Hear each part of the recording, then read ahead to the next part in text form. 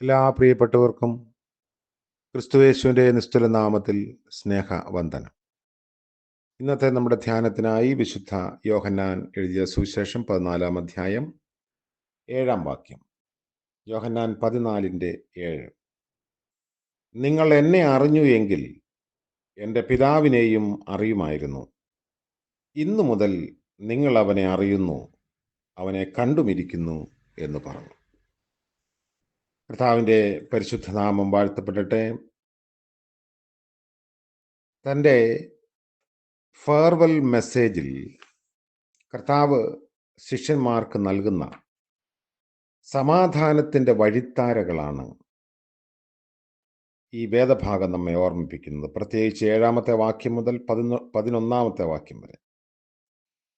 ശിഷ്യന്മാരോട് യാത്രാമൊഴി പറയുമ്പോൾ അവർ വിശ്വാസയാത്ര തുടരുന്നതിനുള്ള പ്രചോദനങ്ങളാണ് കർത്താവ് നൽകിയത്. ശിഷ്യന്മാർ ഗുരു അവരിൽ നിന്നും മറയുന്നതിനെക്കുറിച്ച് ദുഃഖനിമഗ്നരായിരുന്നു. എന്നാൽ താൻ പോകുന്നത് കൊണ്ടുള്ള പ്രയോജനങ്ങൾ കർത്താവ് അവരോട് വിവരിച്ചു. അവർക്ക് വേണ്ടി സ്വർഗീയ ഭവനങ്ങൾ ഒരുക്കുന്നതിന് വേണ്ടിയാണ് കർത്താവ് പിതാവിൻ്റെ സന്നിധിയിലേക്ക് പോകുന്നത്.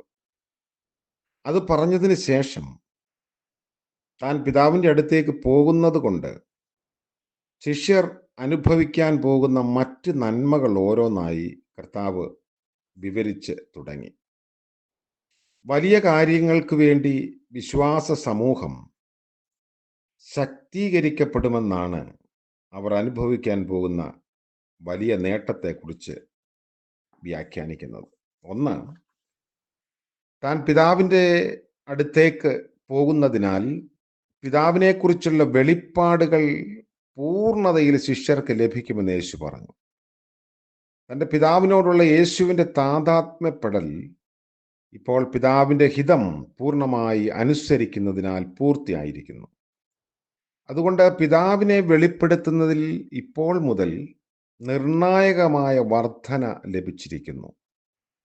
പൂർണ്ണമായ അനുസരണത്തിലൂടെയും വിധേയപ്പെടലിലൂടെയുമാണ് യേശുവിന് തന്നിലൂടെ പിതാവിനെ വെളിവാക്കാൻ കഴിയുന്നത്. മരണത്തോളമുള്ള അനുസരണത്തിലൂടെയാണ് അനുസരണം പൂർണ്ണമാകുന്നത്. ദൈവം അയച്ച ക്രിസ്തുവായ കർത്താവിൻ്റെ മരണം മനസ്സിലാക്കുന്നതിലൂടെ അല്ലാതെ ലോകത്തിന് ദൈവത്തെ പൂർണ്ണമായി അറിഞ്ഞു എന്ന് പറയാൻ കഴിയില്ല. രണ്ടാമത്, യേശു പിതാവിൻ്റെ സന്നിധിയിലേക്കാണ് പോകുന്നത് എന്നതിനാൽ വിശ്വാസ സമൂഹം കൂടുതൽ തീരും. ജീവിതത്തിൽ വന്ന് സംഭവിക്കുന്ന സംഭവ വികാസങ്ങൾ മൂലം ഭയാശങ്കയിൽ ഇരുന്നവരും ഇരുട്ടിൽ തപ്പുന്നവരുമായ വ്യക്തികൾക്ക് പ്രത്യാശ നൽകുന്നതും അവരെ ഉറപ്പിച്ച് നിർത്തുന്നതുമായ ചില ഉറപ്പുകൾ ആവശ്യമാണ്. പിതാവായ ദൈവത്തിൻ്റെ സന്നിധിയിൽ മധ്യസ്ഥത ചെയ്യുന്ന യേശു തൻ്റെ മക്കൾ കടന്നു പോകുന്ന എല്ലാ ജീവിത അനുഭവങ്ങളിലൂടെയും കടന്നുപോയവനാണ്. അതുകൊണ്ട് മനുഷ്യ പരാധീനതകളെയും പരിമിതികളെയും മനസ്സിലാക്കുന്നവനാണ് കർത്താവ്. പിതാവിനെ ഞങ്ങൾക്ക് കണ്ടാൽ മതി എന്ന് നിലവിളിക്കുന്ന ഫിലിപ്പോസിന്റെ പ്രാർത്ഥനയ്ക്ക് സകലവും അറിയുന്ന പിതാവായ ദൈവം യേശുക്രിസ്തുവിന്റെ മധ്യസ്ഥതയിലൂടെ തങ്ങളെ കരുതിക്കൊള്ളുമെന്ന ഉറപ്പ് മതിയായിരുന്നു. ഓരോ അനുഭവങ്ങളിലൂടെയും കടന്നു പോകുന്ന മനുഷ്യർക്ക് തങ്ങളുടെ ഹൃദയ നൊമ്പരങ്ങളും തങ്ങളുടെ ജീവിതാനുഭവങ്ങളുടെ സങ്കീർണതയും മനസ്സിലാക്കുന്ന ദൈവത്തെയാണ് യേശുവിലൂടെ അനുഭവമാകുന്നത്. നമുക്കുള്ള മഹാപുരോഹിതൻ നമ്മുടെ ബലഹീനതകളിൽ സഹതാപം കാണിക്കാൻ കഴിയാത്തവനല്ല. പാപമൊഴികെ സകലത്തിലും നമുക്ക് തുല്യമായി പരീക്ഷിക്കപ്പെട്ടവനാണ്.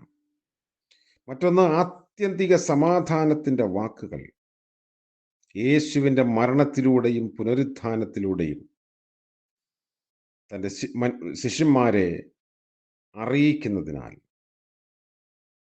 വലിയൊരു വിശ്വാസ സമൂഹത്തിന് അത് പ്രയോജനകരമായി തീരുന്നു. അപ്പോൾ ദൈവപുത്രനായ യേശുക്രിസ്തുവിൻ്റെ മരണസഹനങ്ങളിലൂടെ ദൈവസ്നേഹത്തിൻ്റെ പൂർണ്ണത വ്യക്തമാക്കപ്പെട്ടിരിക്കുന്നു എന്ന തിരിച്ചറിവ് നമുക്ക് അനുഭവവേദ്യമാകണം. ദൈവം എന്താണ് എന്ന് നമുക്ക് മനസ്സിലാക്കി തന്ന പൂർണ്ണ വെളിപ്പാട് യേശുവിൻ്റെ ക്രൂശിലൂടെ സംഭവിച്ചിരിക്കുന്നു.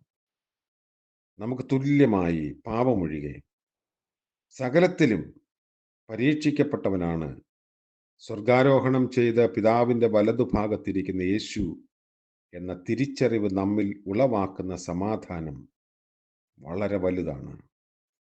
സാഹചര്യങ്ങളുടെ സങ്കീർണതകളും മനുഷ്യരുടെ പരിമിതികളും അറിയുന്ന ദൈവപുത്രൻ പിതാവിൻ്റെ സന്നിധിയിൽ മധ്യസ്ഥത ചെയ്യുന്നതിൻ്റെ പ്രാഗൽഭ്യം വളരെ ശ്രേഷ്ഠമാണ്. സമാധാനത്തിൻ്റെ വചനങ്ങൾ കർത്താവ് നമുക്ക് നൽകുമ്പോൾ അവയുടെ വിപ്ലവാത്മകരമായ അർത്ഥ വിന്യാസങ്ങൾ നമ്മുടെ ജീവിത സമസ്യകളിൽ കൂടുതൽ സഹായകരമാണ്. നമുക്ക് പ്രാർത്ഥിക്കാം. ദൈവമായ കർത്താവെ, പുതിയ ദിനത്തിൻ്റെ പ്രഭാതത്തിനായി നന്ദി നിറഞ്ഞ ഹൃദയത്തോടെ ഞങ്ങൾ അങ്ങയെ സ്തുതിക്കുന്നു. ഇന്ന് പ്രഭാതം മുതൽ പ്രദോഷം വരെയും മാറാത്ത കൃപയിലും തിരുസാന്നിധ്യത്തിൻ്റെ നിറവിലും അടിയങ്ങളെ മറച്ചുകൊള്ളണമേ. ഇന്നിൻ്റെ ആവശ്യങ്ങളിൽ അവിടുത്തെ കൃപ നൽകണമേ. അവിടുന്ന് ഞങ്ങളുടെ ദൈവമെന്ന് ജീവിതത്തിൻ്റെ സങ്കീർണതകളിലും അസമാധാനത്തിൻ്റെ മധ്യത്തിലും കഷ്ടതകളുടെ നടുവിലും അനുഭവിച്ചറിയാൻ ലഭിക്കുന്ന അവസരത്തിനായി സ്തോത്രം. ഇന്ന് പ്രഭാതം മുതൽ പ്രദോഷം വരെയും അവിടുത്തെ കൃപയും സാന്നിധ്യവും അടിയങ്ങളോട് കൂടെ ഇരിക്കണമേ. ഇന്ന് ജന്മദിനം ആഘോഷിക്കുന്ന പ്രിയപ്പെട്ടവർക്ക് വേണ്ടി, വിവാഹ വാർഷികം ആഘോഷിക്കുന്നവർക്ക് വേണ്ടി പ്രാർത്ഥിക്കുന്നു. തൻ്റെ ദയയിൽ കർത്താവേ എല്ലാവരെയും അവിടുന്ന് കരുതിക്കൊള്ളണമേ. യേശു മശീഹ മൂലം പ്രാർത്ഥിക്കുന്നു. കൃപയോടെ കേൾക്കുമാറാകണമേ. ആമേൻ. ത്രിയേക ദൈവത്തിൻ്റെ അനുഗ്രഹവും കാവലും നമ്മോടുകൂടെ ഇന്നും എന്നേക്കും ഉണ്ടായിരിക്കുമാറാകട്ടെ. ആമേൻ.